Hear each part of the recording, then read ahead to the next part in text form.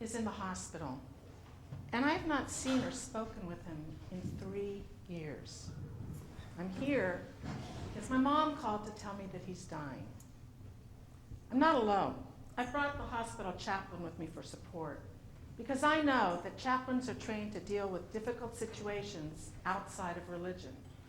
And for me, nothing is more difficult than seeing my father. We enter his room, a private, rather typical upscale hospital room with a bed, a couple of chairs, and a big picture window overlooking the parking lot in Mount Diablo. My father's lying semi-propped up in bed. He spots me. Hi, Dad. Well, Toni. His Viennese accent is still strong, 60 years after fleeing Hitler. And even here, in the hospital, at age 90, he has a tan. I sit by his bed. How are you? Oh, not so good. My father doesn't tolerate small talk. He views it as a weakness.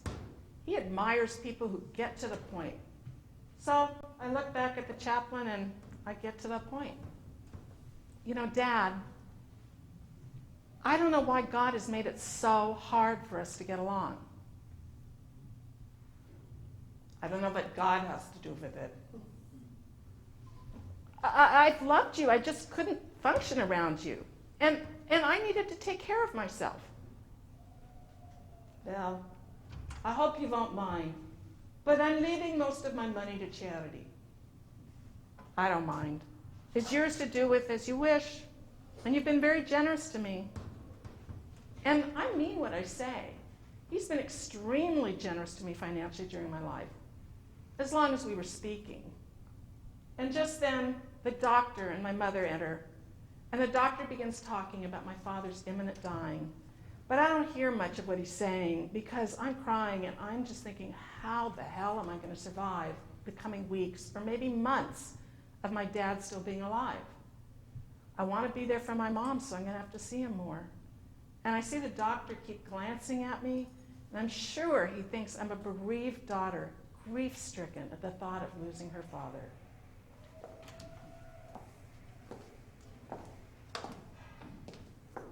I am 6 years old, and bedtime is story time. My father comes in and sits on the edge of my bed where I'm tucked in, clutching my ragged, stuffed dog, Hoochie. Once upon a time. That's how my father's stories always begin. My father is the storyteller in the family and at gatherings of family friends. Whether before Thanksgiving dinner or before the Seder, he's surrounded by children who sop up his stories of pilgrims or Israelites, turkey or matzah, and tucked into bed, I sop up his stories too. And then the dragon flew up into the air, and its feathers became 1,000,000 flowers that floated down to the earth and built a beautiful palace in which the princess lived happily ever after. And then his tone changes. He strokes my hair and he tells me, you know Toni line, that's his nickname for me. The most important thing is what's in your head. They can take away your home, they can take away your possessions, but they can never take what's in your brain. This is the wisdom that comes from fleeing Hitler and millennia of Jewish persecution. My father made it from Vienna to London in 1936, but his younger sister was caught and killed by the Nazis. One brother was in hiding in Denmark, another made it to Israel. His mother was in jail, and when she got out, she and his father were on a boat that the British bombed and sank off the coast of Israel because they didn't want Jews there. So they swam to shore and were in a relocation camp. My father never saw his father again, and it was years before he saw the rest of his family. So with experience like this, it's no wonder he advises me to travel light and keep my wealth in my brain. During the days, my father always tells me, you know, Toni, I'd love you to be a lawyer and join the firm. My father started the tax department of a prestigious San Francisco law firm. But at night of those same days, when he tucks me into bed after telling me a story, he tells me something different. You know, Toni line, the most wonderful thing would be to be a writer. You could live anywhere, and your life is your own. And in the dozy post-warmth of the fairy tale, I feel like he's sharing his special self with me. And I feel special. So I take his advice, and I become a writer and not a lawyer. And sometimes I wonder if maybe he didn't want to be a writer too. My parents are old school European, my mom being from Berlin. I must stand whenever an adult enters the room. I may never call an adult by their first name unless they give me permission to do so. And I may never talk back to my father. So, if I'm angry with him sometimes after dinner, I go to my room and I write him notes. Dad, you're mean. I hate you and your cheese smells. And I go and stick this under the closed kitchen door behind which my parents sit eating stinky Limburger cheese. And for years afterwards, I write notes to people instead of talking to them. Dwight, when you override my edit decisions, it doesn't feel good. And I leave this on Dwight's video editing console. Or, Shirley, your car makes a beeping noise, and I can't meditate. And I leave this on the windshield of Shirley's car. It's a long time before I can complain in person.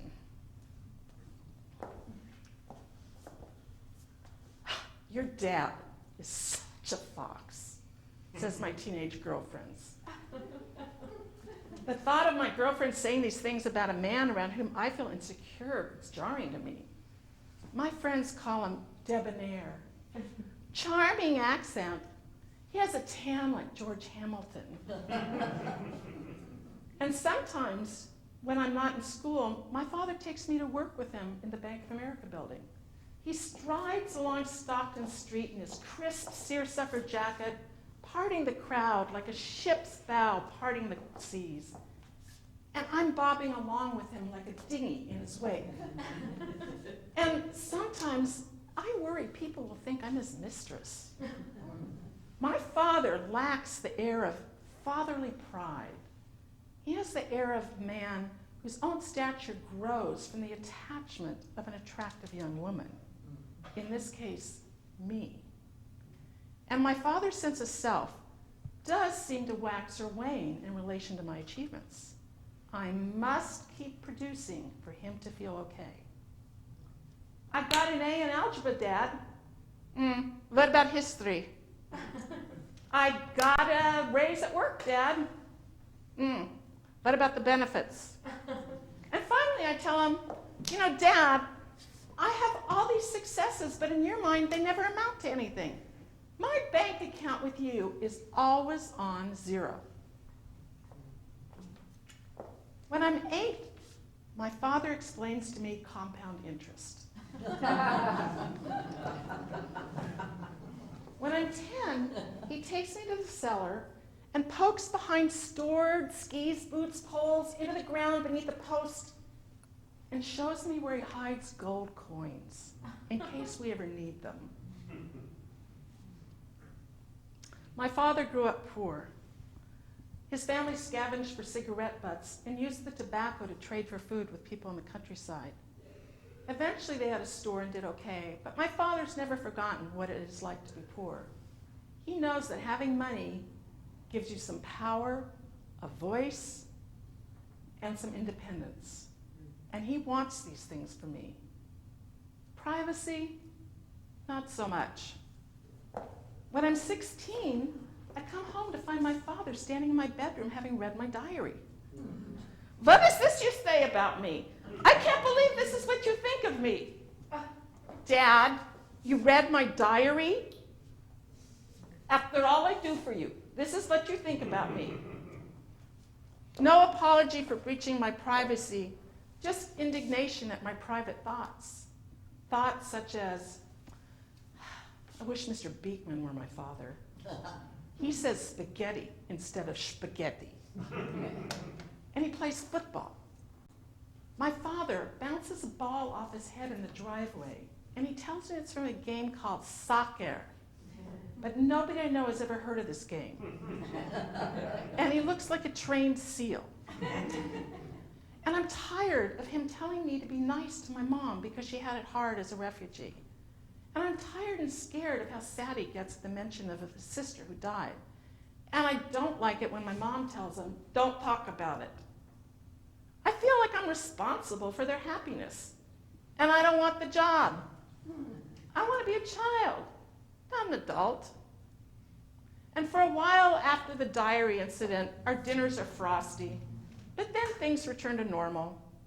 But I have transitioned from an adoring little girl into a rebellious teenager, and soon to a battle-weary warrior.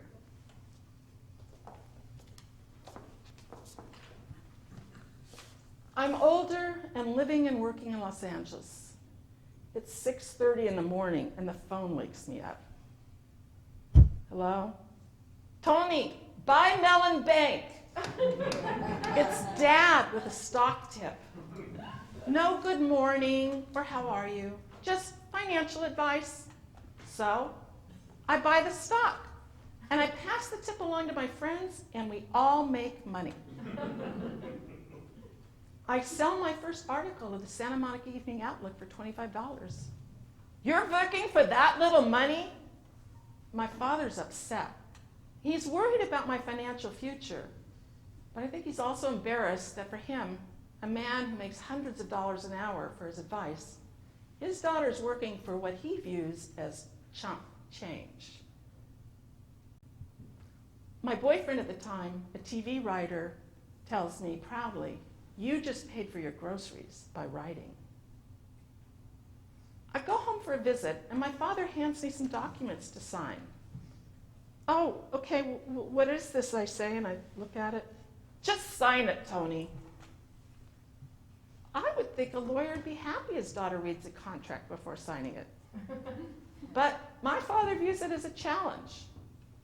And for me, the challenge is Father's Day. I don't want to lie and send a card that says, you're the best father ever, Dad. Love you so much. So I find a generic card and I write in it, Dear Dad, thank you so much for all your financial help and advice. I really appreciate it. Love, Toni. And he responds, why are you always talking about money?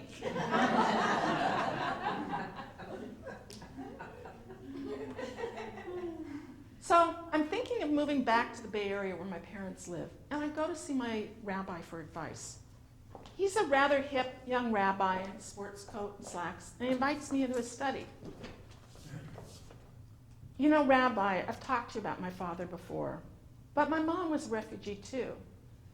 She was from a very wealthy family in Berlin, and she was supposed to try out for the 1936 Olympics in high jump, but wasn't allowed to because of her Jewish heritage. And then somebody tipped her father off about Kristallnacht the day before it happened, and he got on a train and went to Sweden that night and never came back. And her mother met her father in England, and my mom got into England the day before they closed the borders. Eventually, the family came to Los Angeles, and my parents met. They're both successful. My mom's a psychologist. And I want to be a good daughter, but I don't do well around my dad. It's like he lacks impulse control, and the more I become my own person, the angrier he gets with me. And it's like he can't let go of me.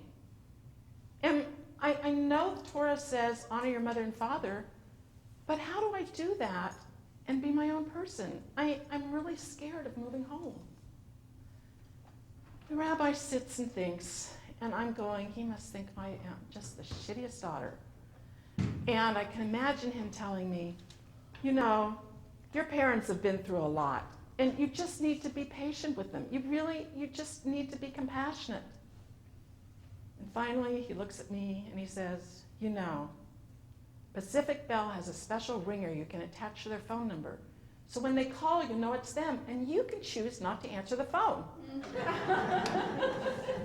Well, with this Talmudic advice, I move north and I sign up for Pac Bell. And the phone rings often. And when I do answer it, my dad says, "Why haven't you called sooner?" Or, "I'm worried about your mother. I don't think she's doing well." And this scares me. And I call my mother to find out that she's doing just fine. And I feel caught in some kind of sticky family web. And when I do go see my parents, my dad isn't happy to see me. He's angry that I haven't been there before. So again, my bank account with him is always on zero. I go see another rabbi, this one in his 40s with kind eyes. And he asks me, "Well, what do you think God would want you to do in this situation?" And I think about it, and even though I'm not sure exactly what I believe about God, I tell him, I think God would want me to be the best person I can be and do whatever it is that makes me that.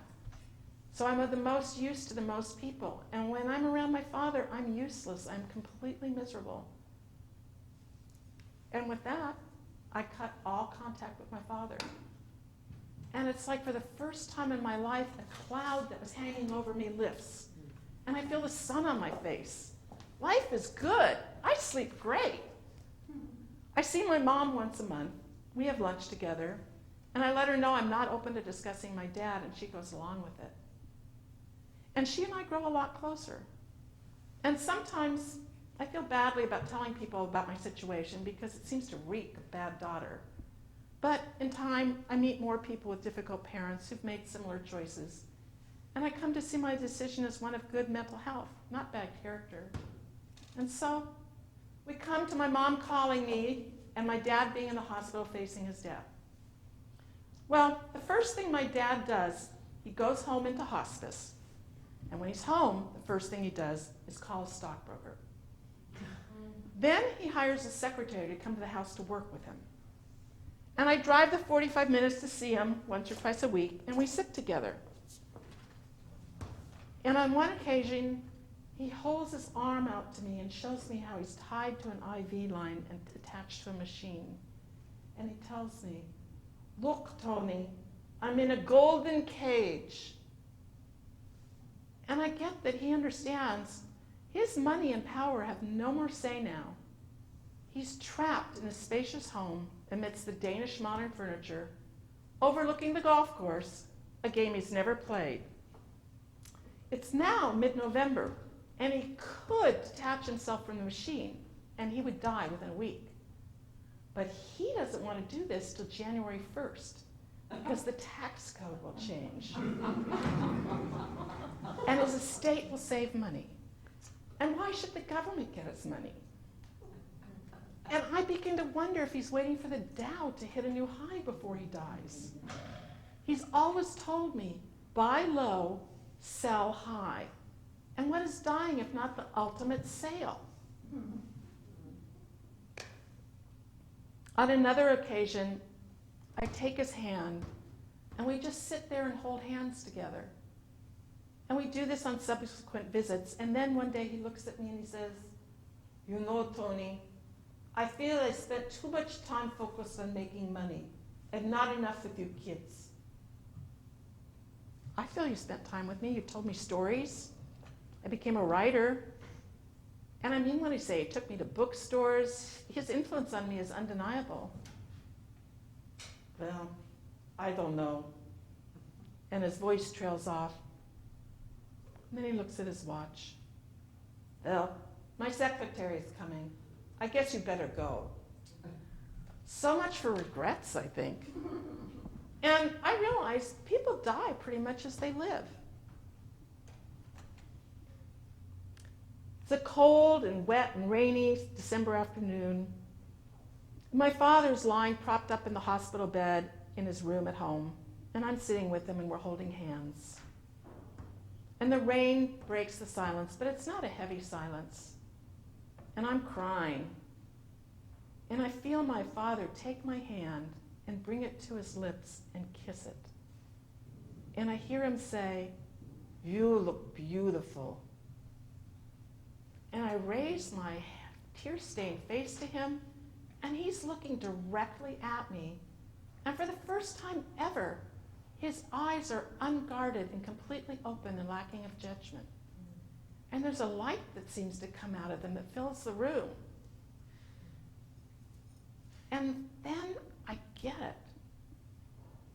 My Father loves me. He loves me completely. And I get that he's always loved me. But his heart has been like some strange Rube Goldberg contraption where the love comes out and goes through so many twists and turns that it comes out in a form that nobody can recognize as love. And I go home that day and I crawl into bed and I am shaken. And I remember in the Bible when God said to Moses, I will pass before you, but you cannot see my face because you could not survive it. And a part of me feels that in the light I saw in my Father's face and eyes, I've seen God's face, and I'm overwhelmed. And I don't know if I could survive seeing that kind of pure, unadulterated, unfiltered love again. And yet, where there was once a ragged hole inside of me, there's now a small, sturdy platform on which I can stand and face the world. And while it's not as big as if I'd had that love all my life, it is undeniably there. And I can tell that my sense of self now rotates on a new, more positive axis. A few days later, my father dies, and we go to hear the will being read. And I feel people sneak looks at me when they realize my father hasn't left me anything. And while their looks don't feel good, I feel rich knowing my father loved me. It is my most precious gift. And sometimes when I tell people about my final moments with my father, they say, oh, isn't it too bad he couldn't show you that love sooner? Or, oh, you would have needed it when you were young, what a shame. But I don't feel that way. I feel profoundly grateful and lucky for that shining moment with him. And yeah, later I did check the Dow, and it had not hit a high on the day he died. But then I checked the NASDAQ, and it had. And I'd been looking at the wrong index all along.